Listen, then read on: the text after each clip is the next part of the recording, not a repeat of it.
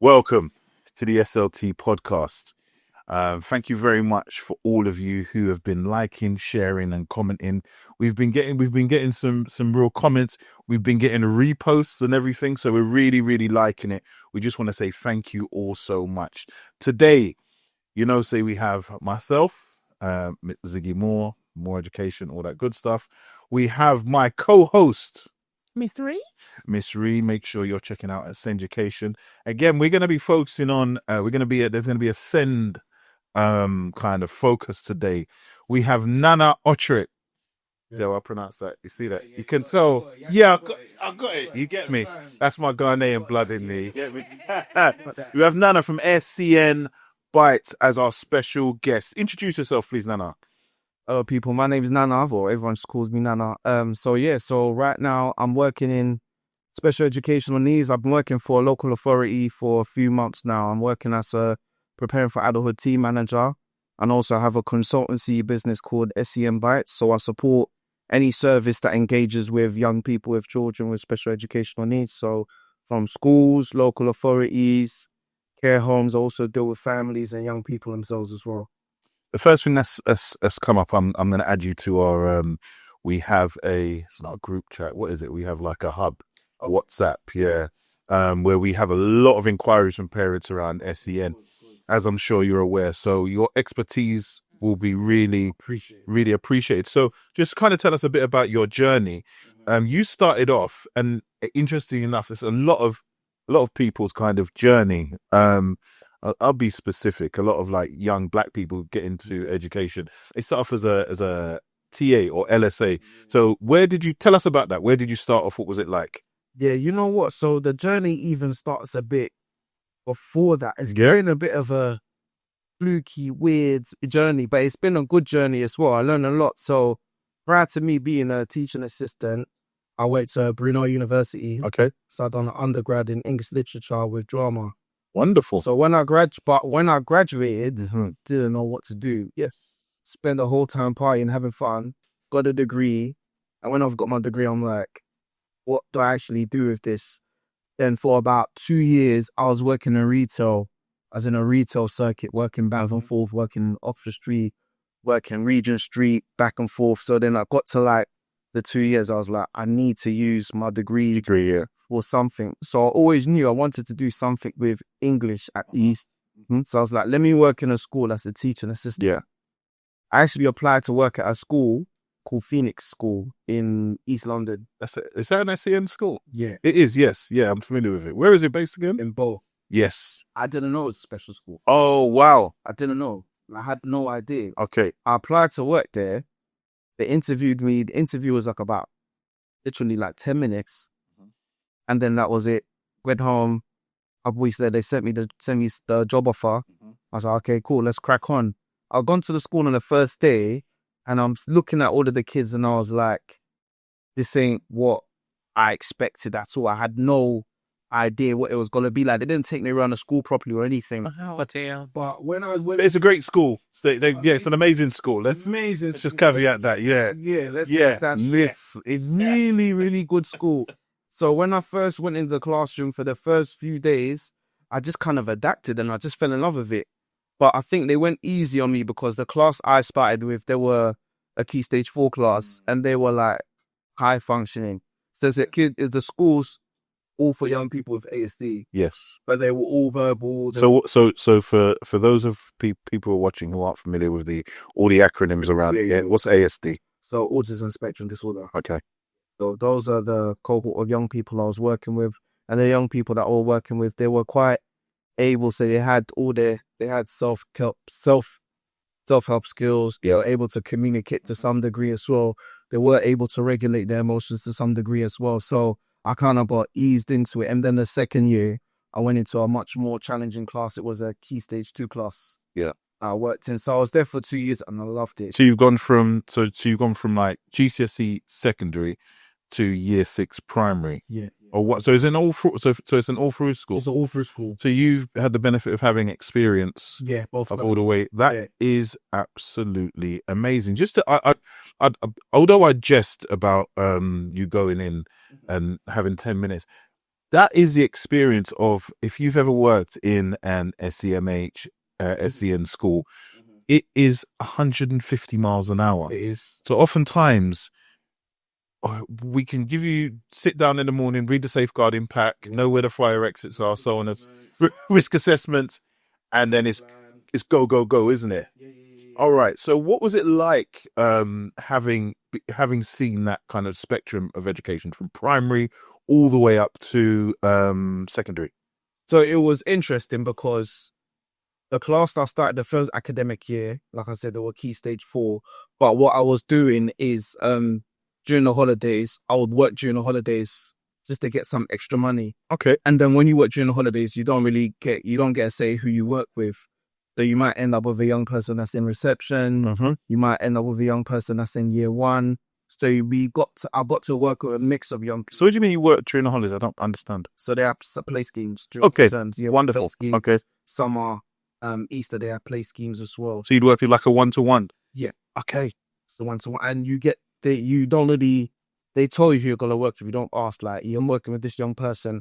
And I had to learn how to work with different young people with different needs, because I'm coming from a class where I can sit down with one kid and talk about movies and football, but then I'm going to work with a young person on the holidays that literally, they're pre-verbal, they're non-verbal, they can't speak. They don't know how to change themselves. They don't know how to feed themselves. They don't know how to observe any dangers in the environment. So I had to be very adaptable with the young people I was working with them. So that must have been, does that tie into your own personal educational journey, or you never saw anything like that growing up and this is the first time you've encountered? So Didn't see it. So what was that like? It was a wake-up call. It was like seeing a whole different world, being part of a whole different world, because my personal immediate family, even extended family, we didn't have anybody with these presenting needs. And I didn't know anybody that I was friends with that was related to or had anybody with these needs. This is literally my first time personal experience being exposed to children with autism on all different types of the spectrum. And how do you think it's changed or impacted you moving kind of forward? Obviously, you started SEN Bytes, but yeah, give us a bit more.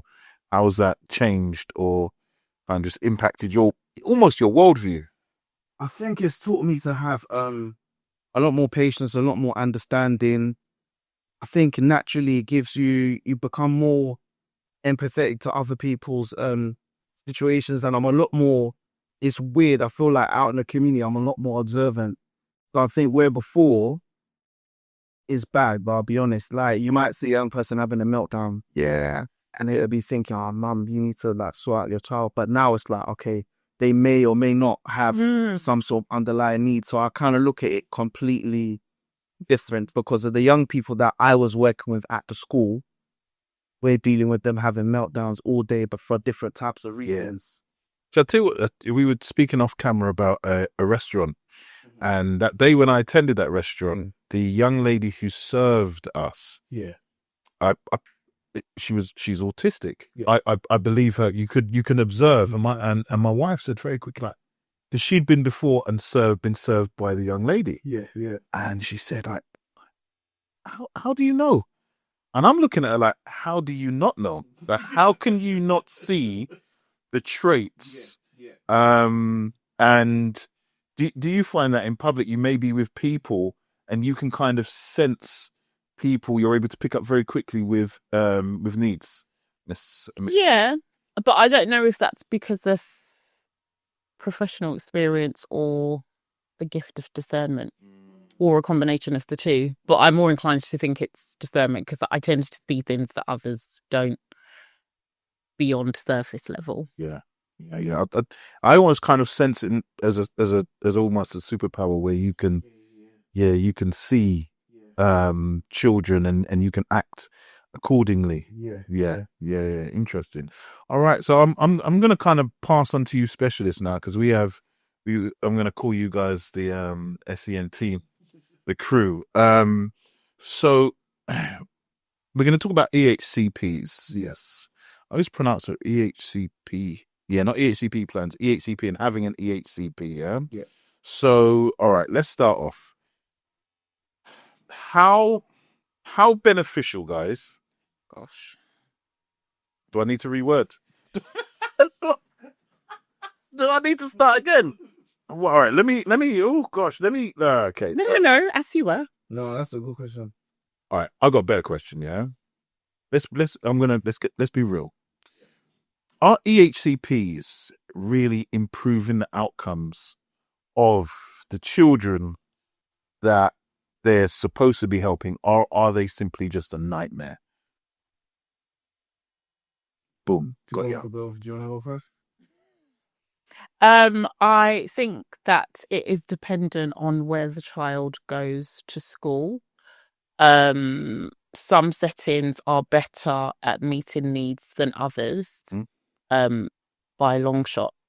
It also depends on their parents' understanding. There's a lot of jargon in SEN. Like, we know what all the acronyms mean, and we know what all of the, legislations but a lot of parents don't know how to navigate the language that comes with SEND, and so they'll get this plan that's very wordy, and they might struggle to understand what that looks like in practice for their child. So if it's not happening when it comes to parents' evenings or annual reviews, they don't know if they should be challenging it because, they don't have that clarity.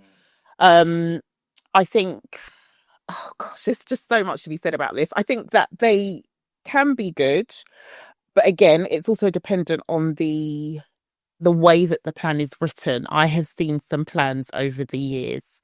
I'm just like, who wrote this? Like, what does this even mean? Or if a child is enrolled in year, you meet the child, the plan was done like a year and a half ago. It's not even indicative of the child's profile now, so it's irrelevant. So yeah, it's all dependent on the context. But I don't think that they should be wrapped. We'll get onto that. We'll get onto that shortly. Okay, so Nana, do you have anything that you want to add in regards to do they actually deliver? So do EHCPs deliver the support and help for children that they really need? I think there's so many layers to it because the function of the educational health and care plan is to basically, it's a legal document that obliges the local authority to fund that young person's education from 0 to 25. Yeah. So whenever the plan ceases, if they go off to university or they decide to join the workforce or leave the country and so on and so forth. So it opens doors in a sense that, for example, if you want to go to a special school, most special schools are only going to take a young person if they have an educational healthcare plan. So it opens you up to those opportunities. You can get other links to social care and other areas in the health team as well. It opens up doors. Yeah. But it doesn't guarantee you're going to walk into the door that you want to go into. So it's not like a magic wand where No, it's not. once you get this, the issues you may have been struggling with your child or getting the support, bing, you're automatically going to get all of the amazing support and everything's going to be fine. Nah, it doesn't work like that. It's a process, and there's a lot of people that are in that process. That's what I think makes it a bit difficult for the parent as well. Okay. You have to remember, before the parent even gets the educational healthcare plan, you have to go through waiting for the diagnosis, ongoing issues at the school, maybe there's social issues out in the community. So once you do actually get the educational healthcare plan, once that's agreed to issue and you have it, that's just one part of the battle. The next step is make sure the young person goes to the right school and getting the support they need, or they remain where they are and they get what they need or top up of what they need. But it's difficult because for me, I agree whether a young person gets an educational healthcare plan or not. What do you mean you agree? Was that your role? That's part of my job now, yeah. Okay. Yeah, so I chair panel where we agree to assess for EHCP or we agree to issue the EHCP. And who's that with? The local authority? That's the local authority, yeah. Okay, wow. So you really have that. Yeah. So I look at them all the time. I have to quality assure them all the time as well. The issue is that there's funding attached to these EHCPs. We give the funding, but there's no way of guaranteeing that once the school has that money, they're going to use all that money just for that one child to ensure that child gets what they need, because they can be splitting it and passing it on somewhere else as well. Yeah. And there's no guarantee of how they're using it. They have provision maps, so it's like a breakdown of where the money's going. But even a provision map, like you can say that you're using it for that, but it doesn't mean you're definitely using it for that. We hope that you are. Yeah. And we're not going to question that you're not doing that. Yeah.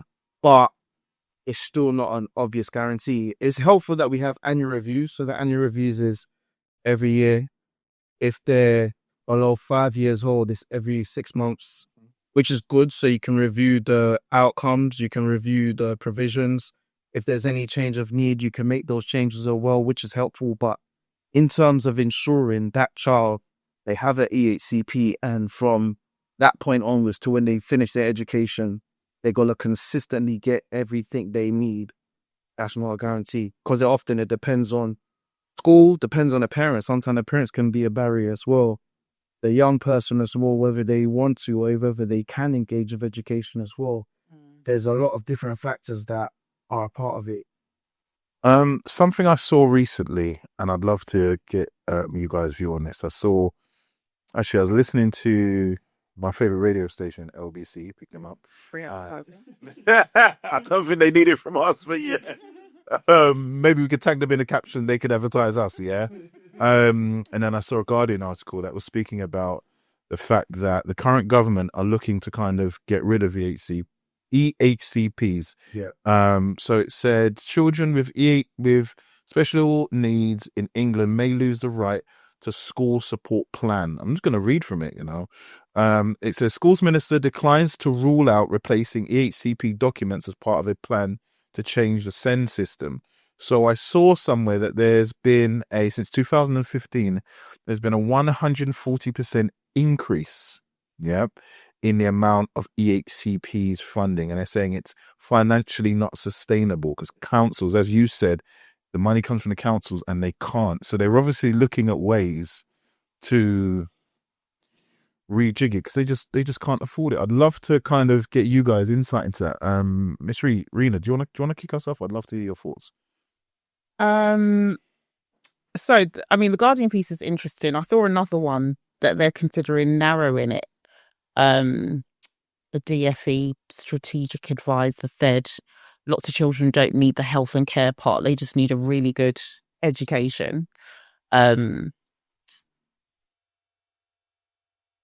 I imagine that perhaps she has never worked in a school setting, which is why she has made that comment, because the things we know that they are interlinked, don't we? They are. So you can't categorically say, well, actually, if they get high quality teaching, they don't need any input from social care, because like you were talking about, the outside issues in the community, that filters back through to school. So I wholeheartedly disagree with the notion that it should be narrowed. And it's quite interesting. You said there's no way of kind of measuring or checking that schools are using the allocated funding. Because, what are they planning to do? There's been lots of talks of mainstream schools having like their own provision, almost like they want to reduce the number of specialist settings. Yeah, but that's the impression I get, that they're trying to really integrate. Who can't cope in mainstream. It's that simple. Yeah. But then my question would be, why do we have over the last 10 years and I know this is a question many people have asked because I was listening to the radio phone in, why do we have over the last 10 years such a dearth of students who cannot fit in a mainstream school, who cannot survive in a mainstream school? Is it that we're now more aware of those children and make the provisions, or has there just been a kind of shift in society with these new breed of Gen Alpha kids who just are all got huge amounts of SEND because, I don't know, they play too many computer games or on tablets? Those are some of the conversations I remember hearing. So what are your thoughts of that? Thing is, just to go back to the original one about them scrapping the EHCPs, the one thing that needs to be considered is the threshold. I think the threshold to actually get EHCP is quite contentious because there's a 2-part test. Okay. Before we agree to assess for EHCP. So Cool. yeah. Does that young person have a special educational need? Does this need require an assessment? Meaning, do they need over and above classroom support? And if they meet that 2-part test, then they're going to get agreed to assess. That's when they get assessed by educational psychologists, speech and language therapists, physio, OT, school inclusion team, whatever. That's when they're going to get all of those assessments. Once they've had those assessments, then it comes back to panel for a requested issue. So now these assessments are done. Is the panel in agreement that this young person needs an EHCP? And then more often than not, if you are agreed to assess, more than likely you're going to get an EHCP. But then I've looked at some and I'm like, this young person's needs can probably be met within quality first teaching approach. Mm-hmm. But some schools, once they see that there's a diagnosis, they just panic and think, okay, we can't need an EHCP, so we need to apply for EHCP. Yeah. Some schools are applying for EHCP so they can get rid of a child. Yes. 110%. That's another issue as well. So this is just to clarify. So they're applying. So a lot of parents kind of fall for this trap. Yeah. They're applying for the EHCP. Yeah. Once the EHCP comes back, the school will then turn around and say, look, we can't look, Nana, we can't meet your child's needs. We're done. You need to go and find another school. Exactly. And then that's where you're finding children who are out of school for a year, 2 years. Wild. And that's a big thing we're finding, because I also work in a SEMH setting. So you've got kids who are out of school for ages. Yeah. Time is so bad. Anyway, sorry, go on. Yes. Since COVID, that's been a massive issue. Yeah. No one wants to go back. It's crazy. But in terms of the numbers of young people that are struggling to cope in a mainstream setting, I just think that there's more diagnosis and need than there is space at the right places. Yeah. So you've got, like, let's say 100 kids that have got a high level of need that needs can't be met at a mainstream setting, but there's maybe 10 places at the right setting. So there's got to be 90 kids left that either they're going to be at home or they're going to go to a mainstream school. They're going to be at risk of permanent exclusion. They're going to be at risk of some sort of incident happening, and then they're just going to regress and retreat, go back into their shell. Or parents are just off-roading their young people. They're saying that we want to electively home educate. Yeah. Or if they've got an EHCP, they'll go back to the local authority and they'll ask for a bespoke, specific package. It could be tuition, or it could be some form of online learning or course. And these things are out there for a reason. Young people, they need them. But I believe that as much as we can, as much as possible, it needs to be strong inclusion, integration plan so all young people have access to school on a regular basis. This doesn't, just from reading this, after reading this article and kind of skim reading it again, this doesn't look like what they're aiming for. This definitely doesn't look like...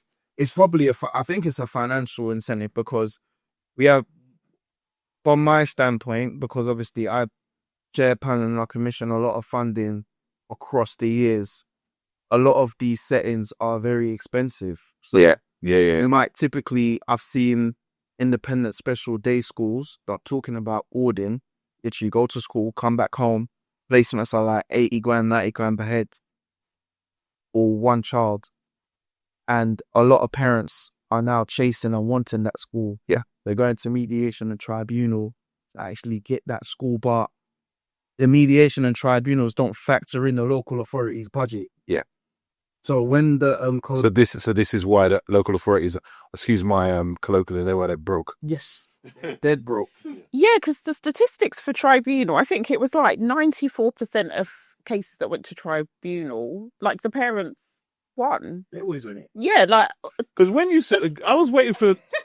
I heard a number the other day about a school, and I was like, yeah, they charge like 50 grand. And I was like, wow. So when you were just saying that your number, it was like 80, 90. 50 grand is beautiful. I'll take that all day. 50 grand is amazing. I would love it. What? But you have to remember, so with local authorities, every local authority has X amount of special schools places in that local authority. Once they're all full up, then you're gonna go to the nearby local authority, and that's when you're in trouble in terms of money, because they know that the reason you're coming to them essentially because you can't find anything locally, so you have to go over there, and that's not including the transport budget. Yes. So, right. So what we're saying, we just kind of. So we've got kids who are out of school. Yes. Yeah, not because they're unreachable, they're unteachable, simply because there aren't the spaces. There's no space. Yeah. So what do you think the solution is to create more spaces for students who have special educational needs? What could be done? It's something that I think is long term, but they're going to have to build more special schools. They need to be more creative about what they got to do and how they got to do it. They need to factor in as well. There's young people that don't fit in a mainstream school. They don't fit in all the way specialist school. So there's like a middle ground that they need. Those are the kids that I think are getting missed. Yeah. The kids that are on the extreme either end, they can get placed. Yeah. But the ones in the middle, those are the ones that are struggling the most. I think they need to actually look at building that, because between 2015 till now, when the EHCP was put in place, you can easily do like a projection as to how many young people by the time it gets to 2030 are going to have an educational healthcare plan. So you need to start building schools in line with that projection. Interesting. So where do you think early intervention it fits into all of this? Because by the time we get to the EHCP process, that's oftentimes it may have been identified in primary, and it's not until usually the end of primary when they're really, really pushing before you get secondary. Where does early intervention fall into all of this, do you think? So I don't know if you're old enough, but do you remember when we had statements and you had like school action and school action plus? Yeah.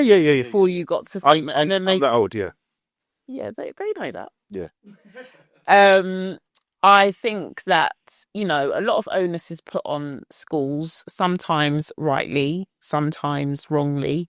We can't do everything in schools. Yeah. But I do think that upskilling the workforce is critical, because I would say a lot of practitioners view SEN as a specialism. And it's not a specialism anymore. It used to be, but it isn't. It's no different to safeguarding. Like, SEN is everybody's business, because if you're a classroom teacher, you are going to have a myriad of needs in your classroom, and you have to know how to meet them. It's not the SENCO's job to come in and sprinkle SEN dust so that would be my go-to. So in the same way how teaching, especially in the time that I've been in, has really changed. You have to, there's certain key areas and elements that have to be in your lesson. I don't think when I was being taught, anybody thought about differentiation, making sure you're differentiating for all needs, making sure the SEN almost needs to be a core part of your lesson plan. Outside of differentiating, how are you meeting the special education of all children? Training. So I think you've spoken about that previously as well, like training. Yeah, but even just based on what you said, it's about flipping the narrative. If anything, it's about adapting it for the other pupils, because what's good for children with SEN is good for all children. So if there is any child that deviates, that's when you would then make provision. But I think sometimes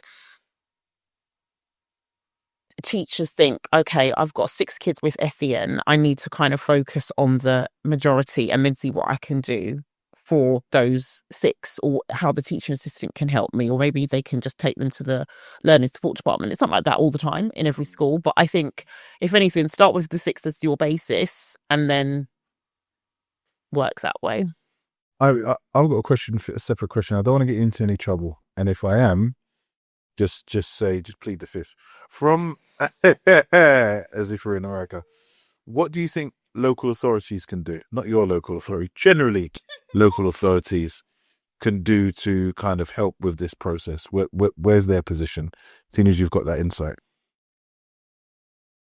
I think it would be good if they had an allocated budget that can be used specifically, like you said, in terms of maybe they can work with schools in terms of upskilling the staff they already have, and like maybe looking at teacher training pathway and how that's done as well. Because I know with training, some schools do teacher training themselves. That's where a lot of it's happening now, isn't it? Yeah. A lot of schools have teacher training themselves. So if they can look at how they embed inclusive practices within their teacher training, that would be a good thing. But I think LAs need to buy into that.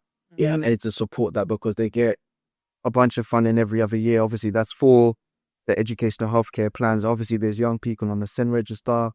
They need help from the inclusion access team, the EAL team. So, but I think it would be good if schools and local authorities can put their money together. Maybe the local authority have way more money than schools, and they can look at how they implement. It's got to be a slow process. Nothing is going to be done overnight, but I think it needs to be at the core of teaching practice, because the SENCO can't do everything.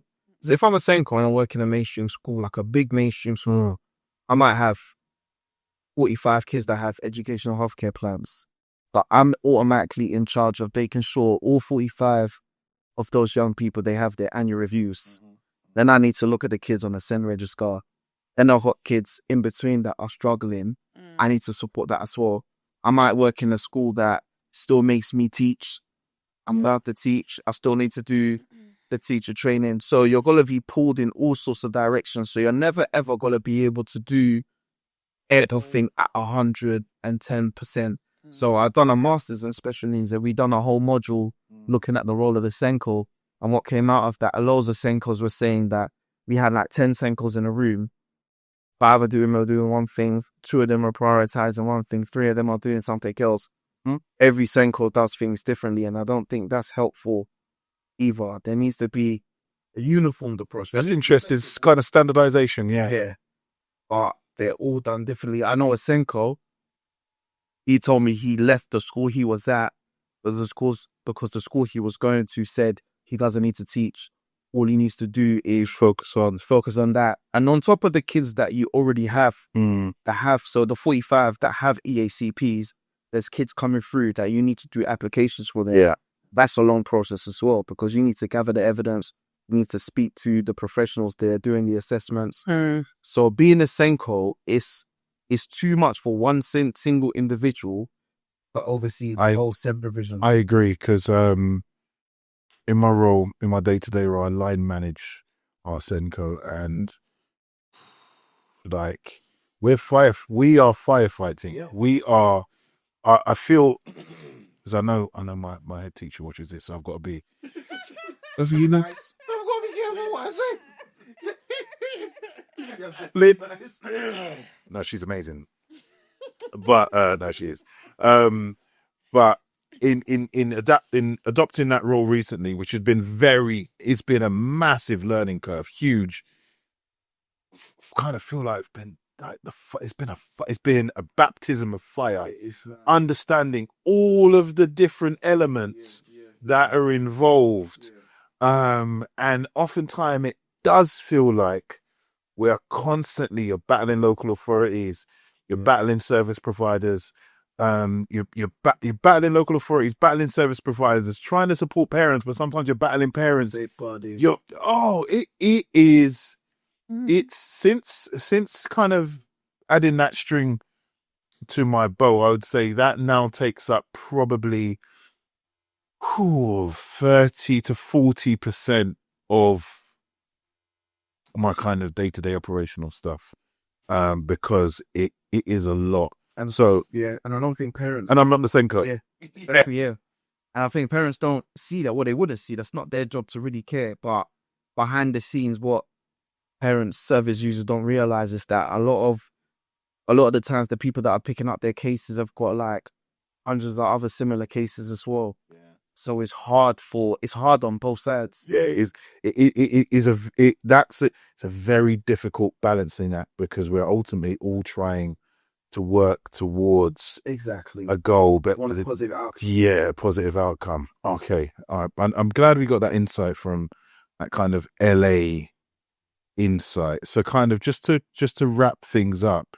Let me ask you a question. If you have 3 policies that you could implement tomorrow, what would they be? You've kind of touched on one, both of you agreed on. So it was the training of teachers, more so from a teacher training perspective, which I've got thoughts on that, but I'll leave that.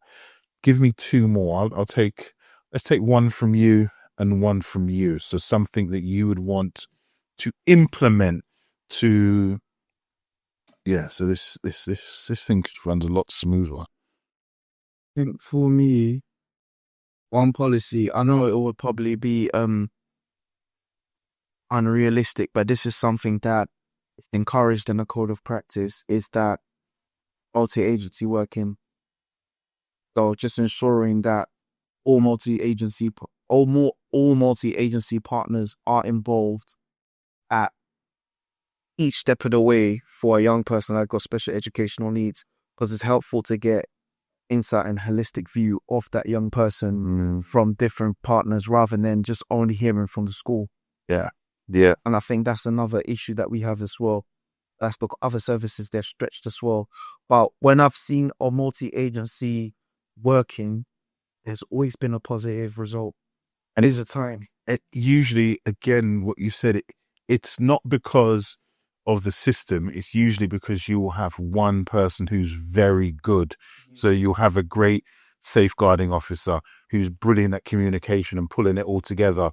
You'll have an amazing social worker who's brilliant, but that is based on the individual as opposed to based on the system. Exactly. Yeah. No, I agree 100%. I've seen you thinking, even though I gave you, I'll see you thinking. Yeah, I think if there was a more like uniform approach for LAs across the country, like, so when you say LAs, you mean learning assistants or local? No, local authorities. So some local authorities, the coordinators are attached to a school. Other ones, they divide it by like surnames, so they'll do like A to C. Those all split in different race. Yeah, there's Stage A, precisely. locality. Yeah. I think I think coordinators should be attached to schools, and I think it would be good if they spent 1 or 2 days on site in those schools, because you find that coordinators are writing plans for children that they Don't know. may or may not, and don't know what their daily experience is like. I was working a lot, so that's rare that you see them. I used to see them a lot when I first started. So when I first started going into this realm of working at a local authority, it was literally 2015. So that would have been just when the SEN Code of Practice moved forward with educational healthcare plans. My job when I first started was converting statements to educational healthcare plans. Yeah, that was my job. And I was at a lot of annual reviews, and I was going into schools. Hey, head teachers, they love showing off. Oh, come around, we got this new classroom. They want to show you everything. And then be like, oh yeah, that's the kid, by the way, there. Just caveat that head teachers love showing the amazing work that they're doing Yes. to all of the head teachers who are watching. They love it. So that's when pre-Gal, I was seeing a lot of young people. And it's interesting because a lot of times you're writing about a young person and you've never seen them ever in your life. All you've got is the wide range of reports and assessments that were carried out. But in terms of actually seeing that young person, that was different for me because I started working hand to hand, watching 2 special schools hand to hand working, and now I don't see them, but I've read everything about them. Yeah. This is a change. Brilliant. Okay. All right. Fantastic. Now, we're going to wrap this up. Nana, can you tell us, please, where can we find you? Where can we connect with you? Give us give us the socials, website, everything. Oh yeah, so just SEN Bytes. You can find me on Instagram, so SEN Bytes. I'm on LinkedIn as well. You can find me there as well. If you go on my Instagram, on the bio, it's a link to my website as well. Yeah. So what am I going to go on your website? What do you do? So what services do you offer? Tell me. Oh yeah, so I offer consultancy and advisory services to any service that engages and supports young people's special needs. So right now I'm currently working with a care home it's in a process of being set up to be a care home for children with special educational needs, and I've been asked to come on board to give them consultancy advice on how to set that up as well. I've also deal with some parents as well. I've got a few parents that I'm helping them navigate the application process for educational healthcare plans as well. Brilliant. All right. Thank you. Well, we know where to find you, and you know where to find me. So we're going to wrap up this episode. Thank you so much for taking the time, Nana, to jump on board. I think that has been amazingly informative. I'm gonna chop this episode up differently, just because of how we've had you on. Please make sure this is valuable information. Please make sure you like, comment, subscribe. And the reason why I'm going to say that is because the dearth of information you can find in these podcasts would save you a lot of time, a lot of money, a lot of effort, a lot of heartache. Yeah. So please make sure you're doing it, and make sure you join for the next episode of the SLT podcast.